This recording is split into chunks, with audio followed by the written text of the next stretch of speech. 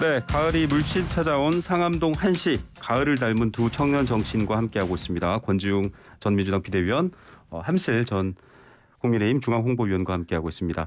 이번 주제는 대장동 수사 상황입니다. 지금 많은 뉴스와 또 이슈가 여기에 많이 집중돼 있는데 대장동 그 개발 관련된 비리 여부를 조사하다가 갑자기 정치자금으로 좀 확대가 되고 있는 상황이고 김용 민주연구원 부원장이 일단 구속됐습니다. 이재명 대표의 최측근이다 이렇게 알려져 있는데 진술을 안 하고 있는 상황입니다. 이 상황이 어떻게 일단 이 사안의 성격을 어떻게 규정하는지 두 분의 얘기를 듣고 좀 가야 될 것 같은데요. 함실 위원부터 먼저. 저는 김용 부위원장이 아직 입을 열지 않은 것은 아직 이재명 대표와의 그 신뢰관계 때문에 의리를 지키고 있는 것 같습니다. 본인의 네. 상황에서는. 근데 저는 언젠가는 이 죄수의 딜레마라고 할까요? 언젠가는 균열이 갈 거고 결국에는 자신이 살기 위해서 진실을 폭로하게 될 것이라고 보고 있습니다. 네.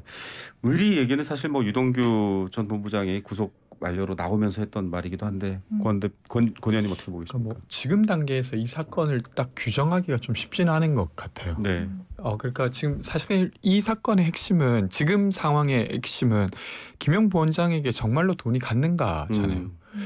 만약 그것이 사실로 확인된다고 하면 이건 되게 상당히 문제가 되는 것이죠. 네. 근데 이제 물론 이제 김용 부원장이 구속까지 되었지만 그렇다고 해서 그 혐의가 완전히 확정된 것 같지는 않아요. 그러니까 네. 지금 언론에 거의 지금 검찰의 어떤 근거가 거의 다 나오는 것 같은데 네. 일단 언론에 나온 것을 봤을 때는 유동규 본부장과 나머지 그 사건 관계자들의 진술만 있을 뿐 뭔가 어떤 물증 같은 게 없는 상태예요. 물증이라고 언급된 남욱 측의 이 씨가 가지고 있다는 메모도 네.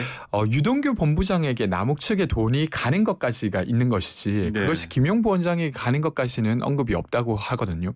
그러니까 좀 더 수사 상황을 좀 지켜봐야 되지 않을까 싶고요. 근데 여튼 이제 이 대장동 일당이 돈을 어떻게 구했고 그리고 그 돈으로 어떤 이익을 받았고 그 이익을 어떻게 나눴는가가 핵심이라고 하면 사실 돈을 구했던 과정에 대해서도 조금 더 조사가 필요한 것 같긴 합니다. 이 좀 부실하다라는 사실 비판이 나오는 부분은 돈을 만들어준 사람은 남욱 변호사고 또 전달한 정민용 씨는 돈의 출처나 종착지를 몰랐다라고 또 진술을 하고 있는데 공소장에도 남욱이 공범자로 들어가 있지 않습니다. 이거 돈을 준 사람은 처벌 안 받고 돈을 받은 사람은 문제다 이렇게 보는 거냐. 그래서 지금 검찰의 수사가 조금 뭐랄까요? 이렇게 균형이 없는 상태 아니냐 이런 비판이 있거든요.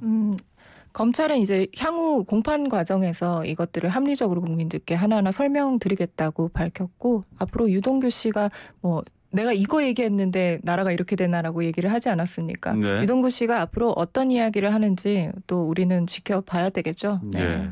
근데 저는 그런 지점은 아직은 있는 것 같은데 유동규 씨의 그 발언을 이런 측면에서도 볼 필요가 있다고 생각해요. 유동규 씨는 지금 어쨌든 뇌물수 수자입니다. 네. 거기까지는 거의 확인된 것 같아요. 네. 근데 이제 그것이 정치자금 전달의 과정 중에 하나였다라고 하게 되면 본인이 얻을 형사적인 어떤 이익이 되게 큽니다. 처벌이 줄어들죠. 그러니까 그런 측면에서 거짓말을 할 수도 있다는 의심을 지우지 않은 채로 유동규 씨의 발언을 봐야 나중에 돌이켜보더라도 저희가 이불킥 안 할 수 있지 않을까 이런 생각입니다. 이 특경법상 사실 뇌물로 가게 되면 형량이 아주 커지는데요. 지난 국정농단 재판 때도 보셨지만 이게 이제 정치자금법으로 가면 좀 달라집니다. 확연히 그렇죠. 낮아집니다. 그 의심에 대해서는 해야 된다라는 입장이십니까? 예, 저는 합리적인 의심이라고 보고 있습니다. 네. 네. 알겠습니다. 자, 이게 유동규 전 본부장의 진술에 사실 많은 언론들이 따옴표로 따라가고 있고 언론이 좀 반성해야 될 부분이다. 어떤 피의 사실이 드러나는 것들마다 이렇게 따옴표 보도 계속 간다라고 하는데 의리, 비정한 약간 이런 감정적인 표현들이 등장하면서 과거에 이제 국정농단 때 장시호 씨 수사를 또 떠올리시는 분들도 있고 뭔가 심경의 변화에 요소는 있었을 것이다라는 추측과 본인 말로도 그렇지만 그런 거 없다라는 입장이 있는데 어떻게 보세요?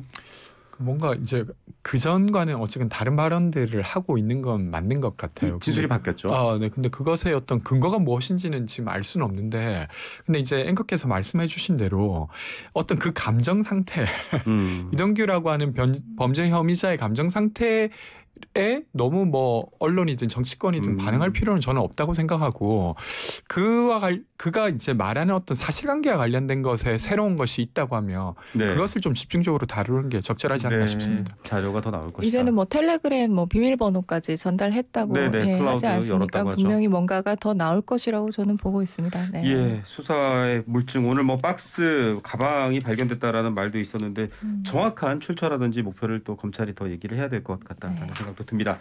주제를 좀 바꿔보겠습니다.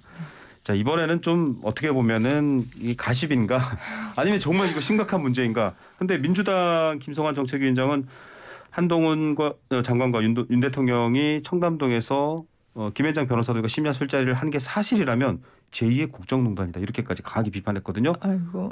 어떻게 보십니까, 의원님? 저는 이 뭐 제 의견도 중요하지만 또 이 민주당 청년 의원께서는 이걸 어떻게 좀 말씀하시는지 네. 진짜 저는 궁금합니다. 뭐 전반적으로 일단 정리를 하자면 저는 김의겸 의원이 네. 정말 여러 가지로 계속 자살골을 쏘시는 거다라고 네. 생각을 하고 있습니다. 그리고 이번에 말씀하시면서 국감에서 말씀하시면서 내가 더 탐사와 협업한 것이 맞다라고 스스로 또 이상한 말을 하셔서 또 본인의 표정도 내가 말실수했다라고 드러나기도 했었죠.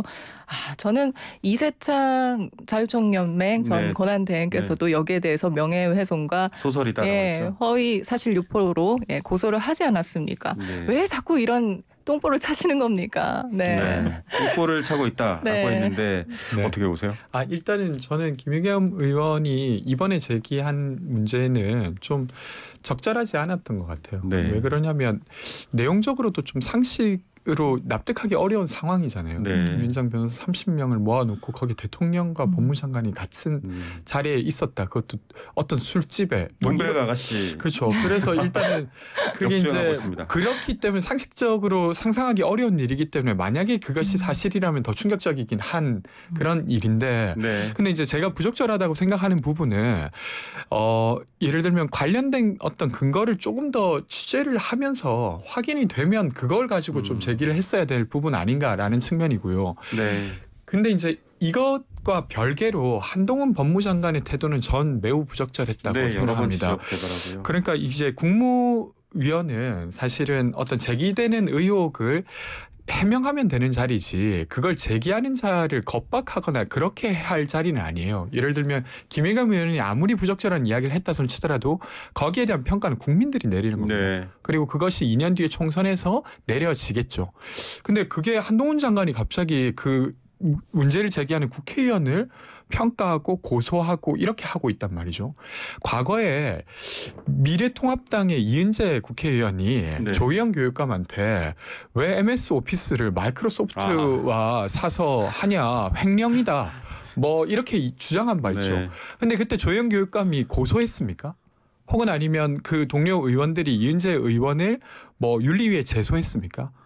미래통합당에게 뭔가 공식적 사과를 요청했습니까? 그렇게 하지 않았죠. 왜냐하면 네. 이미 그것으로서 국민들이 평가를 하게 되기 때문이죠. 이은재 의원은 좀 뭐 지식이 좀 부족했다 그랬죠. 치더라도 이번 내용은 너무 음해성이다. 저는 그렇게 보고요. 그 실언도 종류가 여러 가지 있습니다. 뭘 잘 몰라서 얘기한 것도 있고 그냥 들은 거를 그냥 아무거나 막 이야기하는 실언이 있는데요. 뭐 저는 그거를 이제 통상적으로 그 오럴 해저드라고 얘기를 하는데 네. 지금 김의겸은 여러 가지로 지난번에 뭐 버질 그린피스에 대해서 얘기할 때도 그렇고 여러 가지로 모럴이 아닌 오럴 해저드를 자행하고 말실수를 있다라고 말로, 생각하고 예, 있습니다. 해주십니다. 그리고 제가 한 가지만 덧붙인다면 만약에 저에게 면책 특권이라는 게 있다면 저도 그렇게 똑같이 해버리고 말겠습니다. 뭐 제가 어디에 갔는데 김의겸 의원도 있었고 양산에서 문 전 대통령께서도 오셨더라. 뭐 고구마도 들고 오셨더라. 저는 그렇게 얘기하고 싶습니다. 그렇지만 저는 그렇게 할 수 없습니다. 왜냐하면 저는 면책 특권이 없으니까. 네. 그러니까 저는 그런 이야기는 아니고 네. 그러니까 김의겸 의원이 너무 확증 편향을 가지고 이제 한동훈 장관을 대하고 있는 건 저는 뭐 적절해 보이진 않아요. 근데 그것과 별개로 법무장관이 어쨌건 국정감사 자리에서 국민들이 국회의원에게 준 권한을 행사하는 국회의원을 대상으로 고소를 하고 그 자리에서 너 네. 이거 뭐 걸래라고 협박을 하고 이런 게 지금 정말로 적절했는가? 네. 저는 그렇지 않았다고 봅니다. 뭐 작년 경기도 국감에서 김용판 의원이 이제 돈다발 사진, 조직폭력배 이렇게 쫙 펼쳐놓는 그것도 사실은 사실이 아닌 걸로 밝혀졌는데 고소고발이 있지는 그렇죠. 않았었죠. 예, 여러 가지 그런 얘기가 좀 연결됐는데 지금 더 탐사라는 곳에서 2시간 20분짜리 영상을 만들어냈습니다. 한동훈 장관과 윤 대통령의 술자리. 저도 사실은 이제 방송 진행해야 되니까 봤거든요. 드문드문 봤는데 굉장히 긴 시간 막 청담동 갤러리 앞도 찾아가고 막 해서 그 근처에 비슷한 업주 인터뷰도 하고 막 이렇게 따면서 했고 또 그 첼리스트라고 알려진 분의 오빠가 녹취 내용은 사실이다 또 이렇게 전달을 했다고 해요, 민주당에. 그런데 김앤장 관계자가 30명이 한 차례 모일 수 있냐 그랬더니 김앤장의 취재를 저희 이제 아침 프로그램에 나오는 장윤선 기자가 했는데 네. 한 자리에 모이기는 쉽지 않다. 그런데 대통령이 만약에 온다 그러면 한 자리에 모일 수 있다. 이렇게 좀 애매한 발언을 했습니다. 이 사실의 진위 여부에 대해서 어떤 좀 뭐랄까요? 지금 사실이 아니라 진실을 밝혀야 되는 상황이니까 뭐가 더 필요하고 이 어떻게 입장을 갖고 있을지 궁금해요. 먼저 권현님. 일단은 이게 지금 단계에서는 이게 사실일 거라고 보고 이렇게 더 네. 취재를 하는 건 저는 좀 무리스러운 것 같아요. 근데 이제 거기 어쨌든 30명이 있었다고 하면 그 30명 중에 한 명 정도는 이야기를 시작하지 않을까 세겠죠. 싶거든요. 네. 그래서 그게 이제 드러나면 그 다음에 네. 조치할 부분이라고 생각합니다. 네, 화면님 짧게. 저 이번 사안 보면서 갑자기 왜 또 예전에 윤지호 씨도 생각나고 네. 또 오세훈 시장 보궐선거 때 뭐 페르가모 네. 구두 생태 땅 왜 이런 것들이 다 같이 생각나는지 모르겠습니다. 자, 국민들도 네. 진실을 알고 싶어합니다. 여기까지 듣겠습니다. 감사합니다. 고맙습니다. 감사합니다.